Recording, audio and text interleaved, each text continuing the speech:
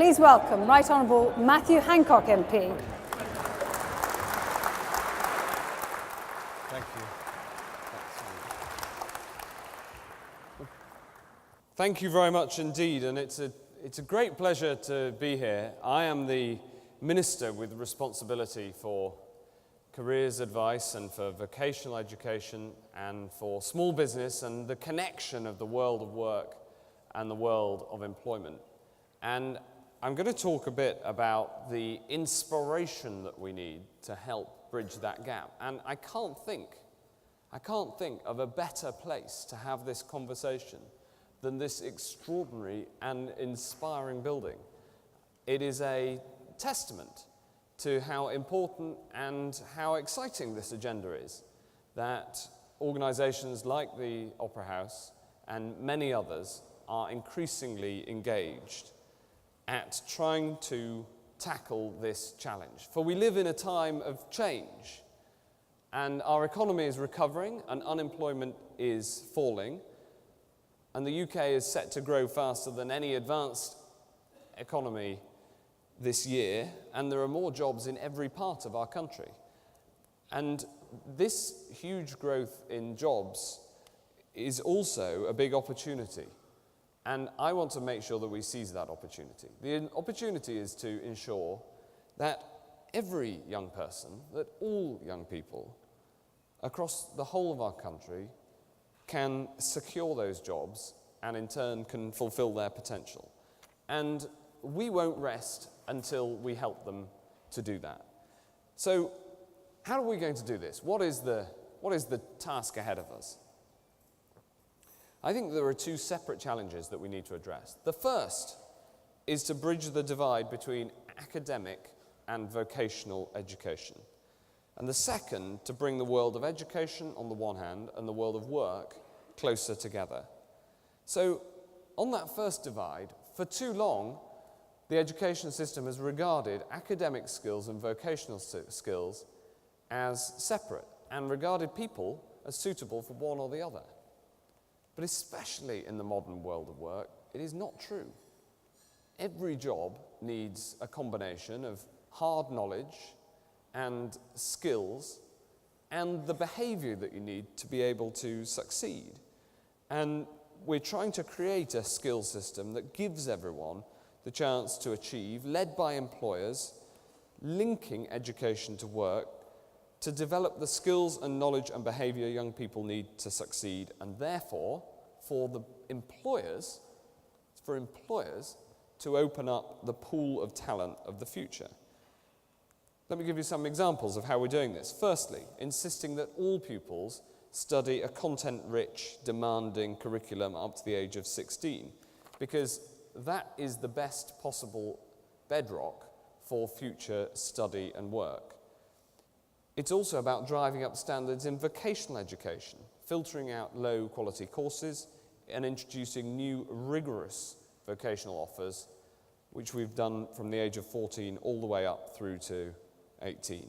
For instance, the new technical awards, which are developed in partnership with employers, they're equivalent to a GCSE, and they offer 14 to 16-year-olds the opportunity to learn real practical skills. And then new rigorous tech levels to be studied alongside A-levels. Each one of them has to be endorsed by employers for them to be recognised by us.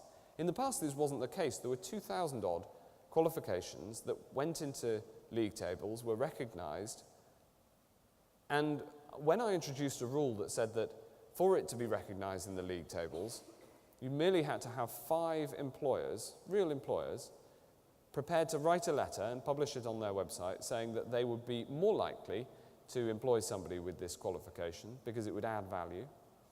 That number fell by over 90%.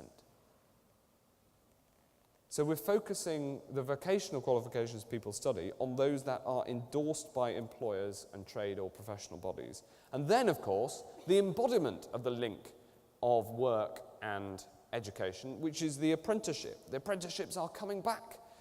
We've got rid of some of the low-quality, short-duration apprenticeships, some that didn't have jobs attached, and instead are getting them to be designed by employers But across the country, there is a revitalisation of apprenticeships as a route to success, and I hope that you will help in participating with that.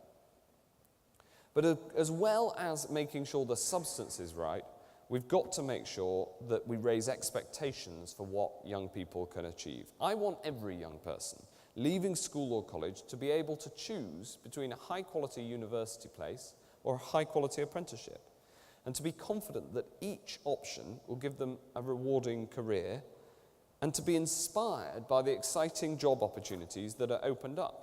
So we're getting employers much more closely involved in designing and delivering qualifications, but also getting employers a much greater role in inspiring and motivating young people around the world of work. For too long, careers advice in this country has been too weak, characterised by a top-down approach that couldn't keep up with the modern labour market and how it changes, and couldn't prepare young people properly to take their place in it. But we know that getting business leaders and employers into schools and colleges has a positive effect on young people's views of the world of work. There is an extraordinary piece of evidence that was produced by PwC that found that just 4 interactions with the world of work, whatever those interactions were, a Saturday job, work experience, or merely meeting somebody in school who was in a career that they enjoyed, reduced the chance of a young person becoming unemployed in half. And when young people choose a career, they don't just do a dry totting up exercise of the pros and cons. They want to be excited, they want to be inspired. The best motivation and advice comes from people in jobs using their skills and passionate knowledge about what they do and why they do it. So this is increasingly available. What matters is that the information is increasingly available, including and mostly on the internet, but what really must be delivered is the inspiration. So, we've strengthened the statutory rules, the guidance on schools, effective from September, to give schools a duty to engage the best possible careers guidance. We're shortly publishing updated guidance for colleges too. This makes it clear that schools need to focus on preparing students for work and encouraging high ambitions for each student. Also, Ofsted has given careers guidance a higher priority in school inspections. And importantly, we're making a change that I think is one of the most little noticed and underappreciated in the education system. We'll now record and publish the destination where students end up after school, whether in an apprenticeship, a university, in a job, or further study, or if they end up NEET. And then we'll hold schools and colleges to account for these outcomes in their league tables. I think these are crucial changes that will change the incentives on schools and colleges to support them to do what anyway they think is the right thing, which is to support a more rounded education for each child so that they can succeed in life. And I hope that they will also encourage schools and colleges to work more closely with employers in their local area. Because work experience works, not fake work experience, but real experience of real work.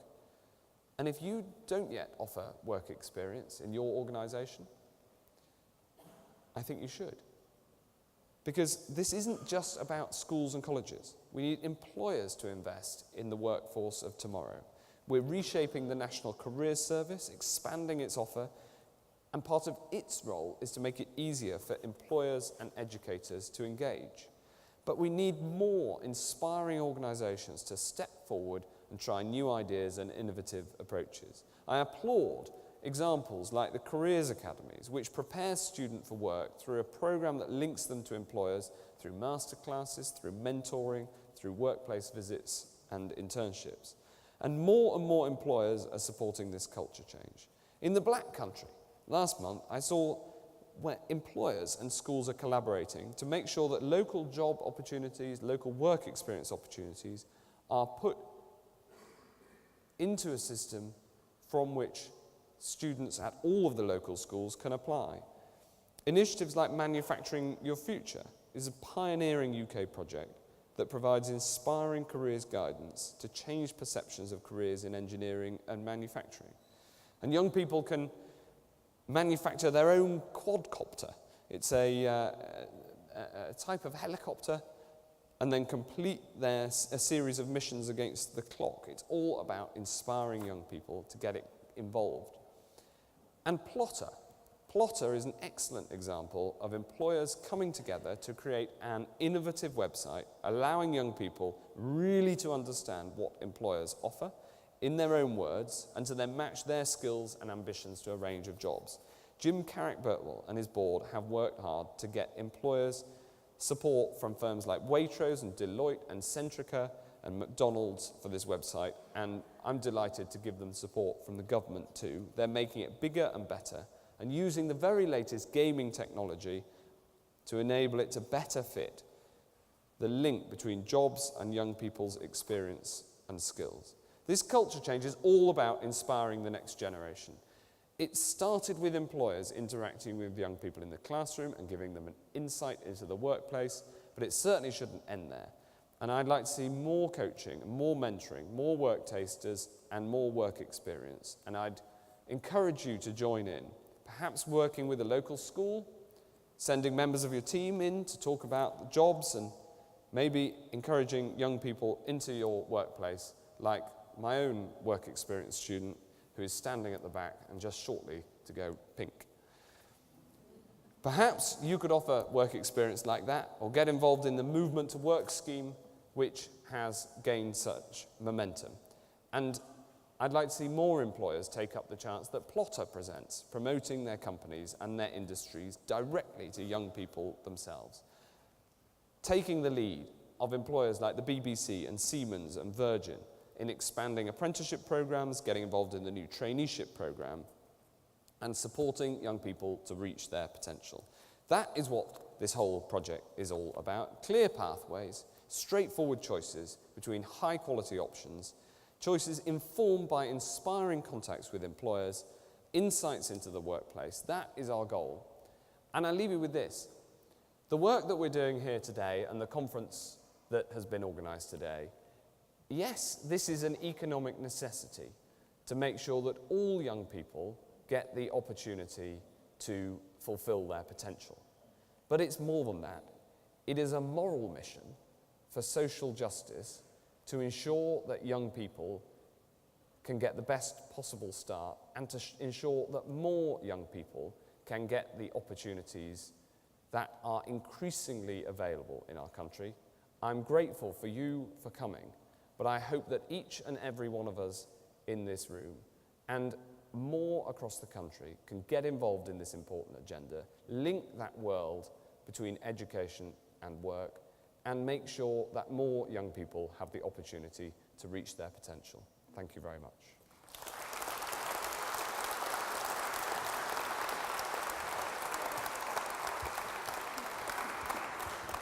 So thank you, Matthew. Just a couple of questions that are coming in. Often it's a lottery for young people whether they get good careers advice in schools.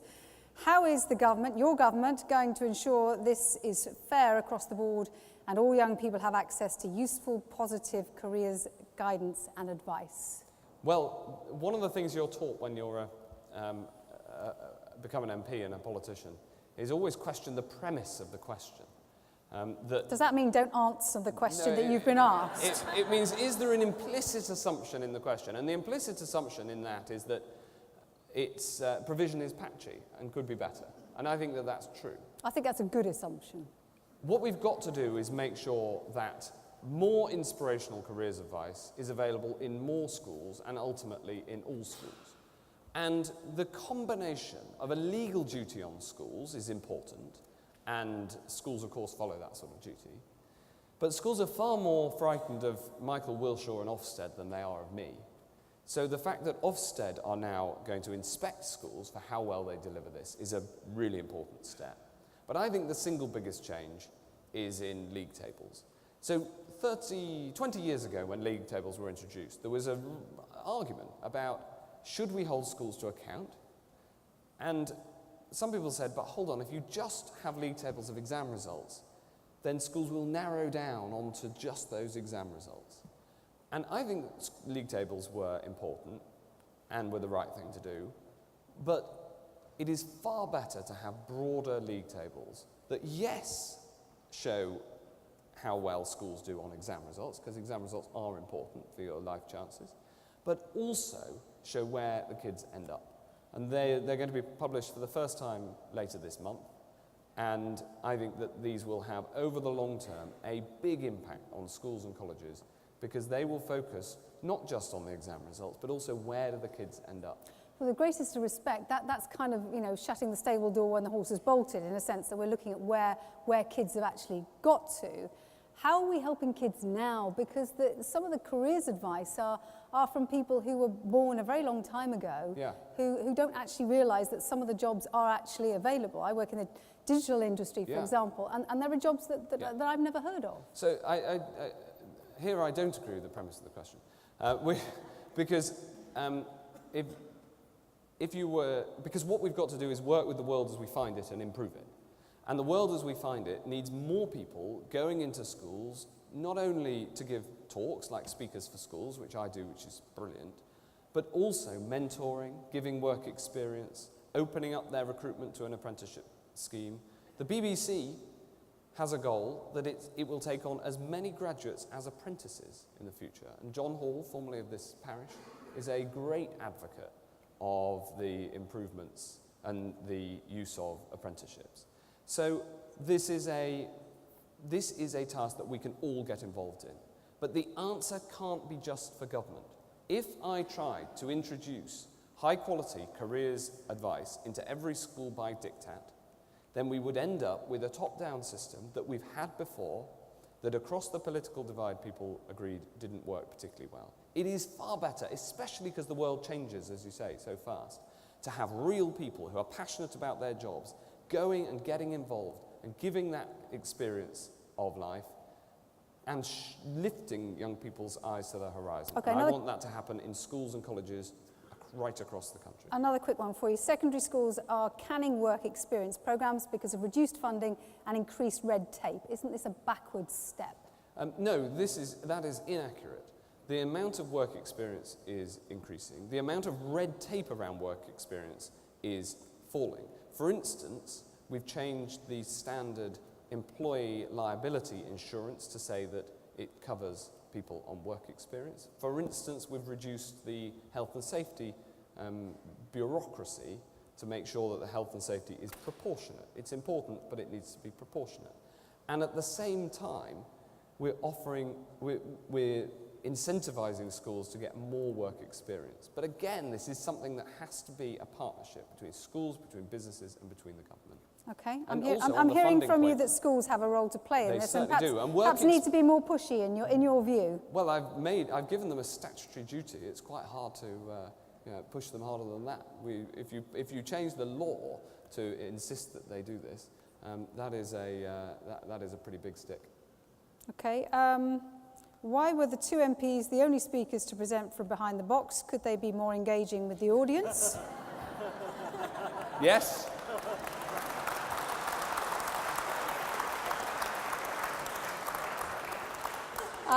Carry on. What is your... I'm not quite sure about the hand on the hip, to be honest. That's just a personal thing. What's your stance on paid internships and work experience opportunities for young people? Is your intern being paid? I'm a great fan of paid internships, but I also don't want the best to be the enemy of the good. I want to make sure that more people have the opportunity of work experience. I'd far rather work experience was paid, but if people want to offer unpaid work experience, that's fine too. Okay, Matthew, thank you very much. Thank you very much. Well, thanks a lot.